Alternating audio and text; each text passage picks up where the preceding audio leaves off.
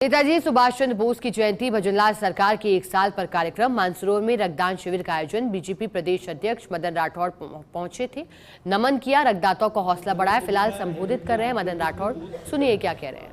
लेकिन इस मौलिक आजादी का दुरुपयोग नहीं करना चाहिए। पूर्व मुख्यमंत्री गहलोत जी मोदी जी के बारे में इस प्रकार की बात कहते हैं तो ठीक बात नहीं है। उनको समझना चाहिए, ये आपका माइक तो गड़बड़ है। उनको ये समझना चाहिए कि मोदी जी ने और भारत की समृद्धि के लिए खूब काम किया। सबसे आप जानते हैं कि come in India, make in India की तर्ज पर भारत में उत्पादन बढ़ाया। भारत की जो प्रतिभा को पलायन नहीं होने दिया। भारत में बहुत बड़े वैज्ञानिक हैं, बड़े बड़े डॉक्टर्स हैं, बड़े इंजीनियर्स हैं, बड़े वैज्ञानिक हैं। उन सबको भी हिंदुस्तान में उनका उपयोग करने के लिए अवसर दिया। ये बहुत बड़ी बात है। भारत की प्रतिभाएं पहले पलायन करती थी, दूसरे देशों में जाकर के और वहाँ का विकास करती थी, उसमें योगदान देती थी। लेकिन मोदी जी ने ऐसा प्रयास किया कि come in India, make in India की तर्ज पर भारत में उद्योग लगे, भारत में उनको अवसर मिले, भारत की प्रतिभाओं का उपयोग भारत में हो। मोदी जी ने यह भी किया कि हम अब रॉ मटेरियल एक्सपोर्ट नहीं करेंगे, हमारे यहाँ का उत्पादन हम निर्यात करेंगे, जिससे हमारी रेवेन्यू बढ़ेगी, प्रॉस्पेरिटी हिंदुस्तान में बढ़ेगी।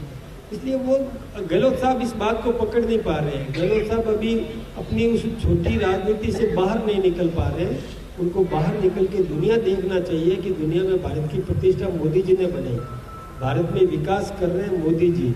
कितने मकान बना दिए ये आपको पता है। गरीबों को घर दिए। पिछली बार 5 करोड़ लोगों को और 4 करोड़ लोगों को मकान आवंटित किए थे। इस बार भी 2.5 करोड़ मकान अभी भी दे दिए। लोगों को रोजगार उपलब्ध करवाने के काम कर रहे हैं। मुद्रास्फीति को कंट्रोल करने का काम किया। प्रधानमंत्री मुद्रा योजना दी जिससे आम आदमी को रोजगार मिल सके।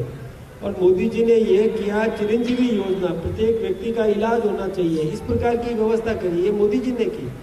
कई काम गिनाए जा सकते हैं जो हिंदुस्तान के प्रधानमंत्री जी ने किए और ये गहलोत साहब को नहीं दिख रहे हैं, क्योंकि या तो उनको थोड़ा चश्मा बदलना चाहिए। मैंने एक बार गहलोत साहब मेरे साथ में थे, प्लेन में जाना चाहते थे तो कहीं बीच में हम मिल गए। तो मैंने उनसे कहा कि आपकी नज़दीक की नज़रें कम है, दूर की नज़रें ठीक होनी चाहिए। वो भी नहीं है, उनको ठीक करना चाहिए, देखना चाहिए। डोटासरा ने भी एक आरोप लगाया है कि एमएसपी पर बाजरे की खरीद नहीं हो रही, किसानों के साथ अन्याय कर रही है बीजेपी सरकार, और बीजेपी आती है किसानों को ठगती है।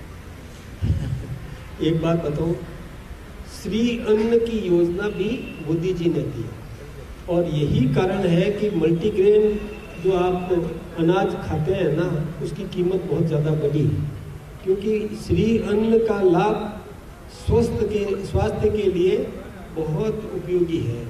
तो ये बात मोदी जी ने दी। तो बाजरे की खरीद की योजना भी मोदी जी की दी हुई है। वो क्या वो ऐतराज करें डोटासरा जी।